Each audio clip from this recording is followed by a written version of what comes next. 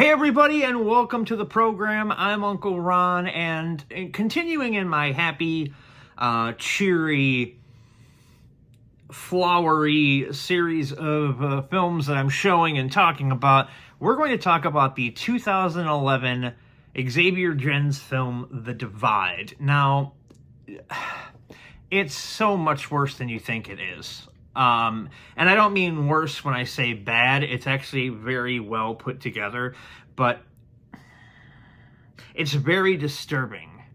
I mean, take a look at the trailer.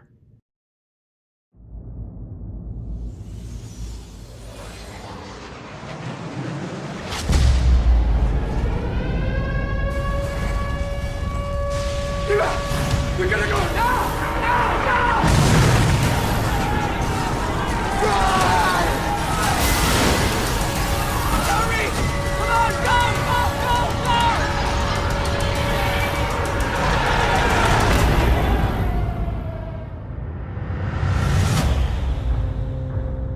Hello?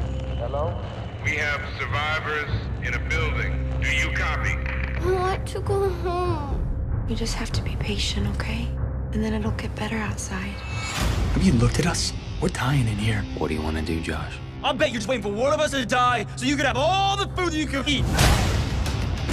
What's going on? I'm rationing the supplies. It's not your call. Well, groups break down into self-interest during times of scarcity. Josh! Keep pushing and making you can see what happens! Help me! Help me!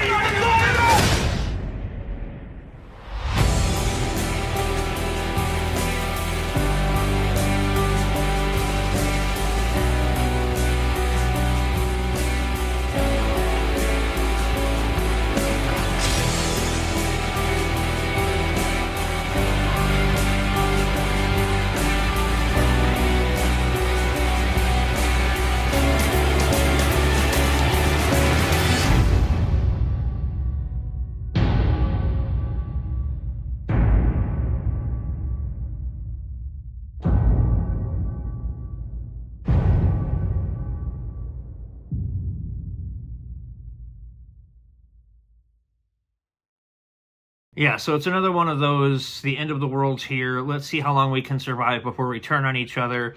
And Michael Biehn is fantastic. The film also stars Lauren German, Courtney B. Vance, Milo Ventimiglia, and Rosanna Arquette. Not my favorite Arquette, but we'll talk about Patricia later. It was shot in Millennium Center and the Manitoba Production Center in Winnipeg, Manitoba, Canada. And it debuted at South by Southwest in March, I think it was March 13th of 2011. And its official release was January 13th of 2012. And it was put out by, or was acquired by Anchor Bay right after South by Southwest. And the critics were very weird about it. It's, let's talk about that for a second before I get into what I think of the film.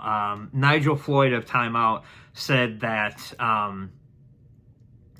the nihilism feels cynical rather than authentic, and that the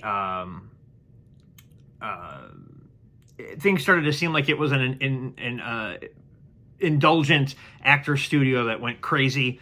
David DeWitt of the New York Times said it was well made, it had good performances, but it fails because you just continue watching it to see how depraved people get, which I totally disagree with. There is a lot of human drama in this, and you get to watch people not just emotionally and metaphorically disintegrate, you get to see them physically disintegrate at the same time. We're never really sure who dropped the bombs, so that's a big thing. And we're never really sure the outcome at the end of the film, what's going to happen to that character. I'm not going to spoil much because you need to see this movie, and it's on Tubi, so go watch it. But it's just super bleak, the ending, and the whole thing is bleak from the word go, and how everybody puts themselves over other people, And, I mean, granted, at the end of the day, they always say look out for number one, but in this case, it's really, really bad. It is a film that I recommend seeing. It is jarring. Some of the dialogue delivered by at least one of the characters is super jarring, and it's really... When you see another one of the actors on a TV show on NBC, and then you see him in this, it's like a complete departure. It's like completely different. So that's kind of takes you out a little bit. But people be crazy. That's all I'm going to say. And you might, if you know the name Xavier Gens, it's because he is the man behind the 2007 French-Swiss independent horror film Frontiers. So if you've ever seen Frontiers and you kind of know what you're in for with The Divide. It takes place in New York, and it's such a good movie. I really, really enjoy it. It's one of those movies it's hard to watch, but it doesn't hit me like a Threads, which is a good thing. And so I would definitely recommend The Divide.